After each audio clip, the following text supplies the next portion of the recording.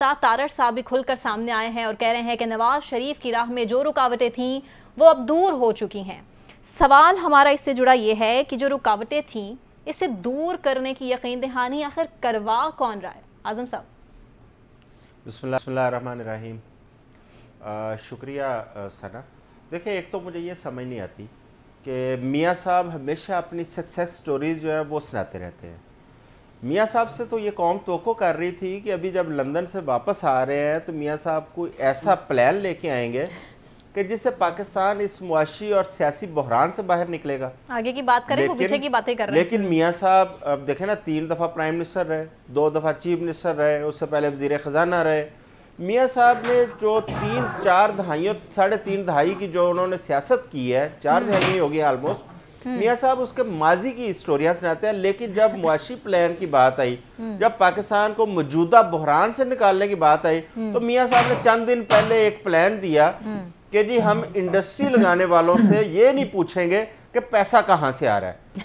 ये वाला प्लान भी वो साबका हुकूमत का पीटीआई गवर्नमेंट का था। उनकी एमएसटी स्कीम थी जो इंडस्ट्री के लिए उन्होंने दी, लेकिन उससे पहले अदम एतमाद हो गया, उनके अनाउंसमेंट के फ़ौरन बाद उस पर इम्प्लीमेंट ना हुआ। मियाँ साहब ने खुद कौन सा ऐसा प्लान दिया है जिससे मुल्क को मुआशी बहरान से निकालना है? अब आज की जो उनकी गुफ्तगू, उसमें तो मुझे थोड़ा सा शिकवे शिकायतें भी नजर समझ आई हैं कि मियाँ साहब शायद अब कुछ थोड़ा सा जो उनको उम्मीद थी वो उम्मीद शायद मियाँ साहब की पूरी होती हुई नजर नहीं आ रही। देखिए, मियाँ साहब ने एक टैग भी ले लिया लाडला का।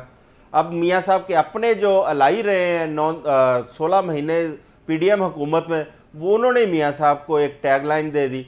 अब मियाँ साहब उससे भी जान छुड़ाना चाह रहे हैं। मियाँ साहब जो है वो मुआशी प्लान भी नहीं दे पा रहे। मेरा ख्याल है कि मियाँ साहब को खुद आगे कोई फ्यूचर के अंदर कोई बेहतर सूरत हाल नज़र नहीं आ रही और वो थोड़ा सा मायूसी का इजहार करते हुए मुझे नजर आए हैं। लेकिन वो कह रहे हैं मैं सियासत के लिए झूठ नहीं बोलता। अच्छा, तो कतरी खत्म मेरे ख्याल से वो भूल गए। अब ये फील्ड अपार्टमेंट्स की डिटेल्स नहीं सामने आ सकी, उसको वो भूल गए। इसके लिए हमें लंबी चौड़ी डिबेट में जाने की जरूरत नहीं है। मियाँ साहब ने जो 4-5 इलेक्शन लड़े हैं, सिर्फ उनके मैनिफेस्टो उनके सामने रख देते हैं। आपने जो मैनिफेस्टो इस कौम को दिए थे अपने इंतखाबी, उसके ऊपर किस हद तक अमल किया है? तो सबसे बड़ा झूठ तो ये मैनिफेस्टो होते हैं जो अवाम को बेवकूफ बनाने के लिए देती हैं सियासी पार्टियां, लेकिन किसी मैनिफेस्टो पे अमल नहीं होता।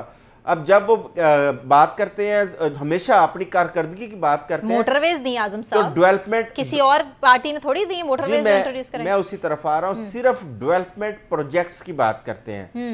सिर्फ उन्होंने ये बताना है कि ये सड़क बनाई थी, ये पुल बनाया था, ये क्या उन्होंने कोई पॉलिसी की कभी बात की है कि इस मुल्क के लिए हमने ये पॉलिसी बनाई है जिस पे ये मुल्क चलेगा तो ये आगे तरक्की करेगा?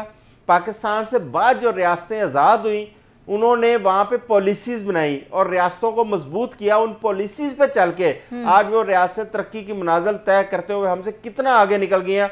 और हम आज भी ये जो डेवलपमेंट प्रोजेक्ट्स कर रहे हैं, कभी IMF से पैसे लेके उस पर लगा रहे हैं, कभी वर्ल्ड बैंक के पैसे लगा रहे हैं, कभी चाइना के CPEC के पैसे लगा रहे हैं। भाई, हमारी ऐसी कौन सी पॉलिसी है जिसपे हमारी मुआशत वो मुश्किल बुनियादों पर वो कम से कम इन सियासी जो झंझट है इससे बाहर निकले और मुल्क अपने राइट ट्रैक पर आए? उसके लिए पॉलिसीज की जरूरत होती है।